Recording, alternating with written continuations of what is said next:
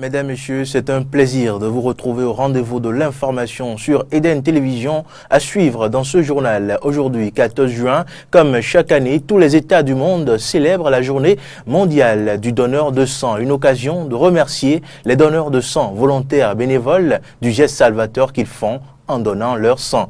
Ouverture aux partenaires privés de toutes les prestations sociales aux étudiants, c'est l'une des grandes décisions issues du Conseil des ministres de ce 13 juin 2018. Plus d'informations dans cette édition. Au Nigeria, Donald Duke, ancien gouverneur de l'État de Cross River dans le sud-est du Nigeria, est candidat à la présidentielle de février 2019. Ce sera tout pour les titres.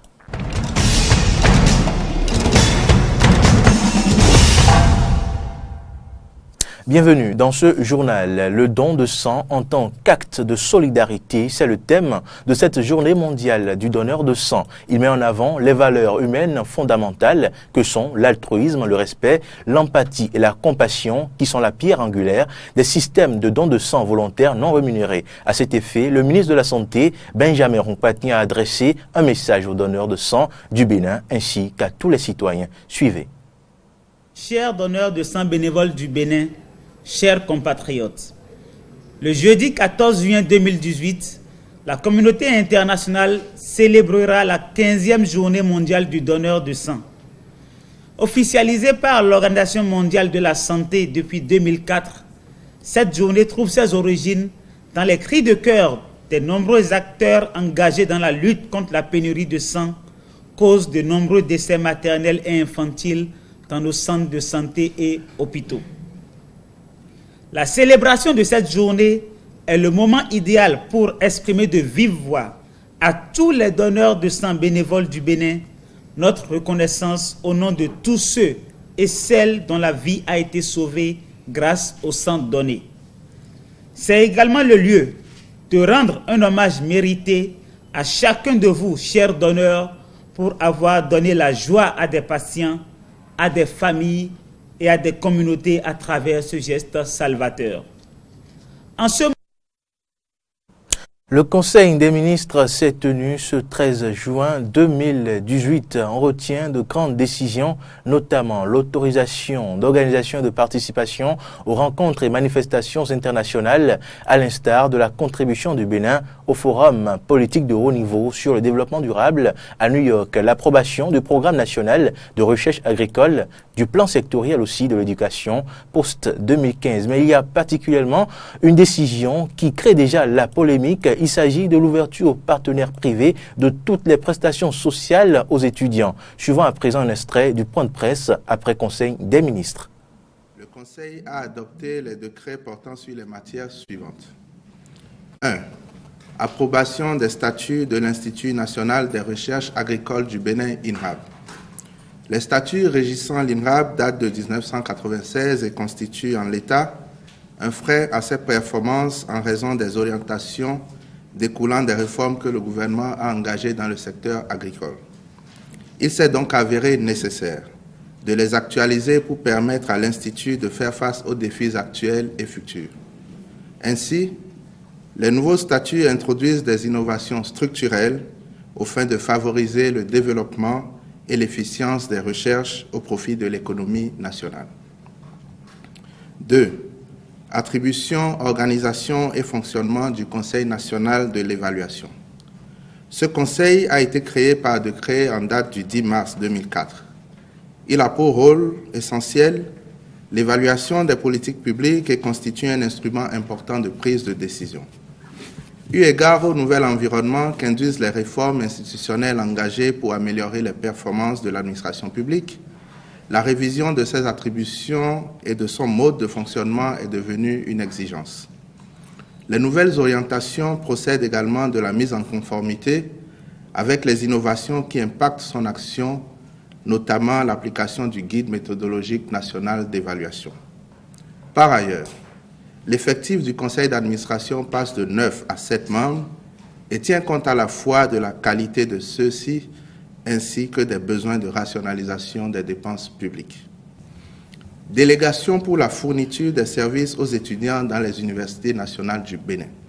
Il s'agira donc pour l'État de procéder à l'ouverture aux partenaires privés de toutes les prestations sociales aux étudiants en veillant bien évidemment à la qualité des services et à la maîtrise des coûts qui doivent être compatibles avec le pouvoir d'achat du plus grand nombre.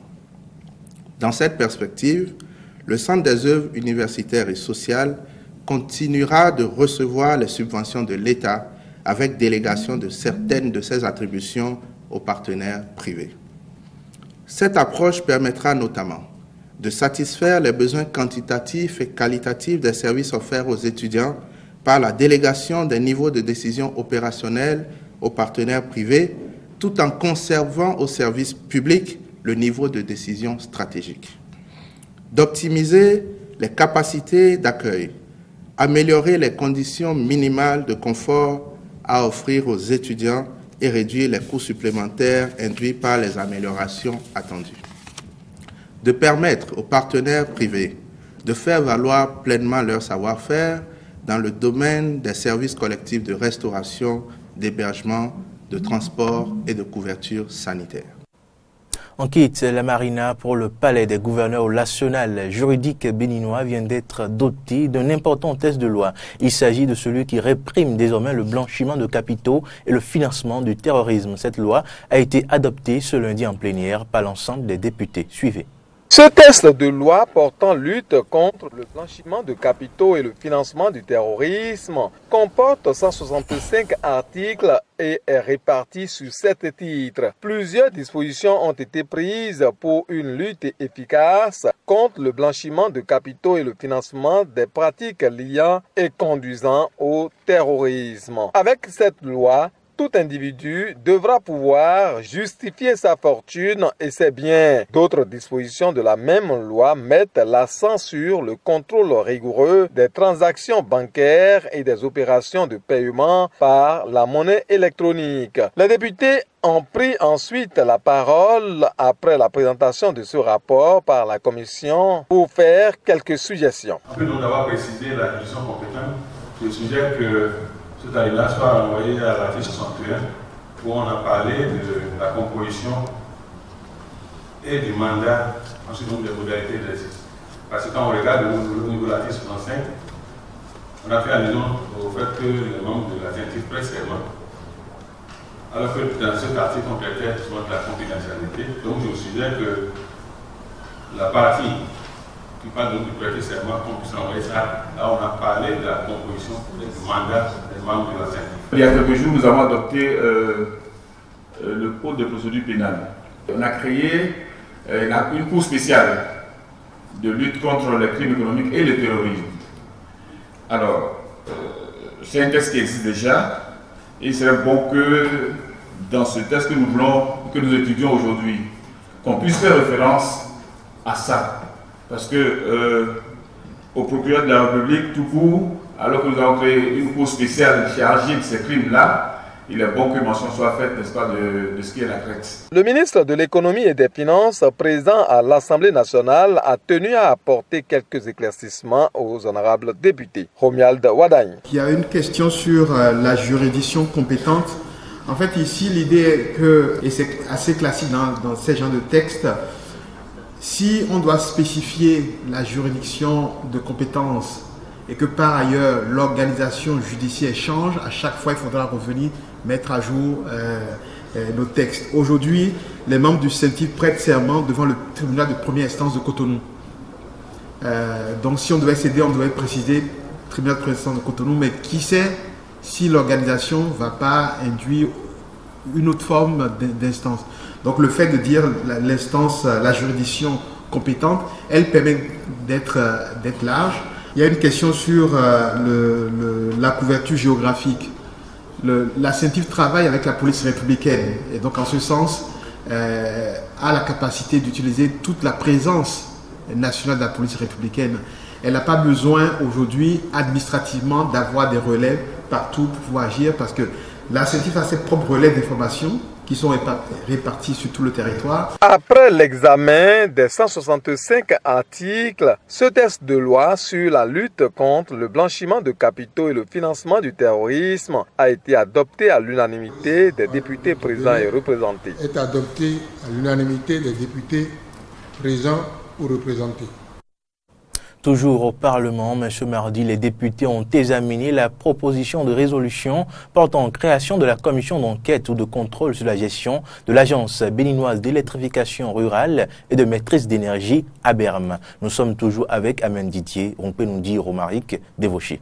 La présentation du rapport par la Commission du plan et de l'équipement de l'Assemblée nationale indique que la commission, une fois mise en place, dispose de 60 jours pour pondre son rapport. Et cette commission est composée de 10 membres désignés par les groupes parlementaires à l'Assemblée nationale, dont 2 députés par la Commission du plan et celle des finances. Les députés ont pris ensuite la parole pour aborder quelques préoccupations. C'est le cas de la présidente de la Commission de l'éducation, l'honorable Claudine Apiavi-Prudencio. Il s'agit d'un rapport de bonne fracture rédigé par les collègues. Mais le rapport m'a laissé un peu sur ma faim parce qu'on ne peut pas parler d'ABERM sans parler de CCPS. C'est la CCPS qui a laissé place à l'ABERM. La CCPS aussi a eu à gérer des projets de plusieurs milliards. La CCPS a eu à installer des groupes électrogènes dans des villages au Bénin. La CCPS a eu à poser des panneaux solaires dans des villages au Bénin et ces panneaux solaires sont abandonnés et sont devenus aujourd'hui la propriété privée de certaines couches de notre population. Donc il faut absolument commencer par la CCPS qui a géré pas mal de projets avant de laisser place à l'ABERM. En réalité, nous avons opiné sur un texte déposé par un collègue qui effectivement n'avait déposé son texte que par rapport à l'ABERM. Mais est-ce qu'il est possible que nous disions d'aller, disons, dans l'historique, dans la jeunesse de l'ABERM? Je ne sais pas si cela est possible. Le président de l'Assemblée nationale, à la suite du président de la commission du plan, apportera d'autres précisions. Le rapport de la commission sur cette proposition de résolution portant création de cette commission d'information et d'enquête parlementaire ou de contrôle sur la gestion de projets par l'ABERM a été adopté à l'unanimité par les députés. ABERM est adopté à l'unanimité. Maintenant, il reviendra à chaque groupe parlementaire de faire parvenir le plus tôt possible le nom de son représentant pour que nous puissions signer la décision de constitution de la commission.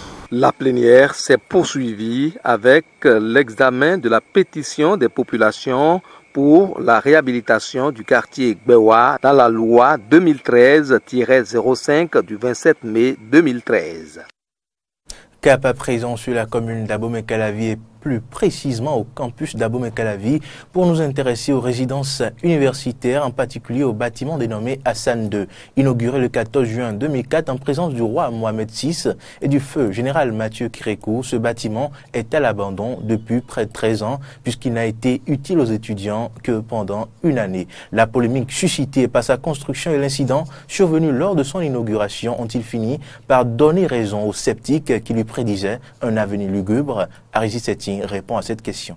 Un tour dans le bâtiment Hassan II de l'université d'Abomey-Calavi. La désolation est grande. Suintement d'eau, une aile sans eau, plomberie et électricité absente, mousse fétide servant de refuge aux cafards et aux souris, obstruction des conduites d'eau et d'autres problèmes de menuiserie. Ainsi se décline l'atmosphère dans la plus grande résidence universitaire de 370 lits. D'un coût global de 778 982 850 francs CFA, le bâtiment Hassan II porte depuis son inauguration, le 14 juin 2004, les gemmes de sa propre destruction. Je suis triste.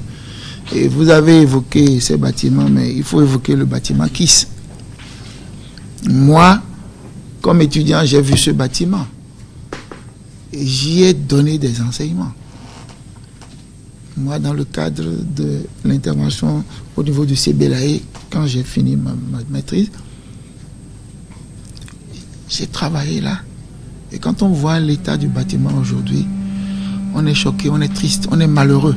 Ce joyau, offert par le royaume chérifien, après 27 ans de coopération mise en veilleuse, aurait permis d'immortaliser le bâtiment Hassan II. Le roi des Alaouites, Mohamed VI, avait procédé à la réception de cette résidence en un éclair de lumière. 10 minutes en tout pour tout, la cérémonie d'inauguration s'est limitée qu'à la coupure de ruban, en témoigne l'actuel recteur de l'université d'Abomey-Calavi, Maxime Dacruz. Hassan II, je me rappelle, le roi est venu, il était tellement déçu qu'il n'a pas attendu la fin de la cérémonie. Dans leur rage, les étudiants n'ont épargné ni donateurs, encore moins les autorités béninoises contre qui ils en veulent toujours. Nos dirigeants, nos gouvernants ont démissionné. Je ne comprends pas, je ne sais même pas dans quel pays sommes-nous. Résidence, il y a plein de ces étudiants qui dorment à la Belle Étoile. Pourquoi? Mais au même moment, il y a de ces bâtiments qu'on a abandonnés. Mais ces bâtiments, en son temps, ont été faits à coût de millions. Et on abandonne ces bâtiments-là. Normalement, on doit questionner, on doit poser la question aux directeurs des projets ou bien à ceux qui ont pris le marché là. Le bâtiment Hassan II qui est là, c'est un bâtiment qui a servi en temps de résidence universitaire, mais à un moment donné, les autorités ont décidé quand même, compte tenu de l'état de délabrement avancé de ce bâtiment, de vider les étudiants. Mais juste là, voyez-vous, ce bâtiment n'a jamais été réfectionné, n'a jamais été réhabilité et donc c'est fermé. Pendant ce temps, il y a des étudiants qui dorment à la Belle Étoile et qui crèchent. Mais le recteur rassure. Mais je vous rassure, au niveau du ministère, en accord avec, je crois, le ministère du cadre de vie, il y a un travail d'évaluation de ces bâtiments-là. On en a discuté au CODIR du ministère il y a quelques semaines. Donc le ministère a pris en charge ces dossiers-là. Et vous allez entendre des solutions. Je ne veux pas trahir des secrets, mais des décisions fortes vont être prises. Il y a des bâtiments, on ira jusqu'à détruire des bâtiments parce que ce n'est pas normal. Les étudiants de l'université d'Abomey-Calavi ont souhaité que le bâtiment Hassan II soit baptisé bâtiment de la honte. La société béninoise d'énergie électrique SB2E veut bousculer ses clients débiteurs insolvables. Désormais, dès la délivrance d'une seconde facture alors que la première est impayée, vous verrez simplement votre compteur coupé jusqu'à la délivrance d'une autre facture. Vous bénéficierez de l'énergie électrique lorsque vous aurez payé non seulement les factures dues, mais aussi la pénalité de coupure. Que pensent les citoyens de cette nouvelle résolution prise par la SB2E? Réponse ici. Ce qui s'est sorti pendant Talon aujourd'hui, c'est bon pour le peuple parce que tout le monde ne paye pas et après, si la SBE vient dans des maisons, ils donnent au moins 2000, 1500 pendant l'autre, comment appelle-t-on, l'autre quinquennat qui est passé. Aujourd'hui, Talon a dit que si tu ne payes pas ta facture plutôt, qu'ils vont te couper, c'est bon pour le peuple. Pour les factures, l'État, c'est un bon rôle qu'il a fait sortir. Puisque si tu ne payes pas le facture, ton pays ne peut pas avancer. C'est que le président actuel, Patrice Talon, est en train de prendre de bonnes décisions. Mais ces décisions sont souvent confrontées à la mauvaise habitude que les anciens dirigeants de ce pays ont inculqué, comme on appelle, aux populations. Sinon, normalement, quand tu consommes l'énergie électrique, tu devrais payer, comme on appelle, la facture. Si cette méthode était déjà adoptée depuis des lustres, aujourd'hui maintenant, on ne serait pas, comme on appelle, dans des difficultés. Donc, les différentes autorités qui ont succédé à la tête, comme on appelle, de la SBE, ont laissé les choses aller dans ce sens. Des gens accumulent des millions de francs de CFA de factures, des centaines de millions, ainsi de suite, ainsi de suite. Alors que nous sommes dans une structure où il faut, comme on appelle, du financement pour pouvoir rendre disponible l'énergie aux populations. Bon, vous savez, c'est une bonne décision, mais seulement que ce serait dur pour les populations. Parce qu'on était dans une mauvaise posture. Aujourd'hui, maintenant, vous savez, la situation du pays aussi, tout ça là. Bon, je pense que le gouvernement Talon n'est pas là pour la brutalité. Vous voyez, chaque fois, il y a une décision une décision sociale. Le gouvernement n'a pas cette méthode-là d'aller vite à la besogne de brutaliser, comme on appelle, les populations. Je suis sûr que le gouvernement Talon va trouver, comme on appelle, des méthodes pour arranger un peu, comme on appelle, les choses. Sinon, demander à un Béninois aujourd'hui de payer, par exemple, 10 factures qu'il avait déjà accumulé, ce serait franchement compliqué. En interactualité présidentielle au Nigeria, Donald Duke, ex-gouverneur en lice, homme politique d'envergure respecté. Donald Duke, ancien gouverneur de l'État de Cross River dans le sud-est du Nigeria, est candidat à la présidentielle de février 2019. Sans rallier pour l'instant aucun des deux partis traditionnels. Il s'est prononcé au micro de l'agence France Presse. Pendant plus de 6 mois maintenant, nous avons réfléchi à la question. Nous avons parlé aux gens et essayé de voir comment nous nous sommes tous adaptés au Nigeria. Donc nous avons pris la décision que nous voulons tous nous mettre en avant. Je vais me présenter. Nous construisons un mouvement à travers le pays. C'est ce que nous faisons et c'est la voie à suivre. Parce que nous voulons que tout le monde soit impliqué. Ce n'est pas une décision d'un parti politique, ce doit être la décision du peuple. C'est une nation potentiellement grande, mais les considérations ethniques et religieuses nous retiennent. Nous savons ce qui est bien. Les gens vous diront, vous ferez un bon président, mais vous venez de cette partie. Je ne me présente pas en tant que sudiste, je me présente en tant que Nigérian et c'est ce qui est important. Je suis constitutionnellement qualifié pour me présenter. Si vous ne faites pas grandir l'économie, vous ne pouvez rien faire. Les gens ont besoin d'emploi. Il y a trop de gens qui ne travaillent pas dans l'économie et c'est évident. Nous disons que nous avons un PIB d'environ 500 milliards de dollars. Mais si vous regardez nos recettes budgétaires et fiscales, cela ne représente que 6 à 7% du budget, ce qui signifie que le nombre de personnes intégrées dans l'économie est tout petit. Nous devons élargir cela et c'est l'objectif principal. Maintenant, nous disons que je serai le meilleur que nous ayons jamais eu parce que je suis très clair pour ce dont nous avons besoin en ce moment. J'ai réfléchi, j'ai une stratégie pour l'atteindre et j'ai la détermination, la volonté d'y arriver. L'opposant congolais Jean-Pierre Bemba a été libéré ce mardi par la Cour pénale internationale. Il a été acquitté vendredi en appel à la surprise générale alors qu'il était poursuivi pour crimes de guerre et crimes contre l'humanité en Centrafrique. Mais à Bangui, les victimes se souviennent des atrocités commises par les milices de Jean-Pierre Bemba. On écoute quelques-unes. C'est une décision politique, c'est pas judiciaire et on n'a pas d'avis. Ils sont en train d'encourager que les criminels là, à continuer à nous tuer, à nous piller. Et ils sont arrivés dans notre concession où ils ont tué ma mère, mes 2 sœurs. Et ensuite, moi, Dieu merci, j'étais éloigné de la maison. Nous sommes très mécontents de la décision du CPI parce que nous croyons qu'ils sont en train d'encourager les criminels. Les grands criminels tels que les Ali Daras, les Noureddin et les consomment là, ils tuent, ils pillent, ils violent, ils font tout dans le pays et par la suite on va dire qu'ils ne sont pas coupables. Quand les Banyamulenge sont arrivés, ils dormaient au sein de la concession de l'école Bégoua. Un matin, ils sont allés chez nous. Quand ils sont arrivés, ils ont violé ma fille. J'ai commencé à pleurer et d'autres sont arrivés et m'ont violée. Quand mon mari s'est interposé, ils m'ont tué. C'est la faute du commandant et non de Bemba. Bemba n'est jamais venu sur le terrain. 5229 personnes ont été violées par les Banyamulenge. Si Jean-Pierre Bemba est conscient, il n'a qu'à réparer et nous dédommager. Vous le savez, le mondial de football édition 2018 démarre ce jeudi 14 juin dans quelques heures. Parmi les équipes africaines en lice, il y a le Nigeria qui s'est entraîné en Russie avant son premier match du mondial.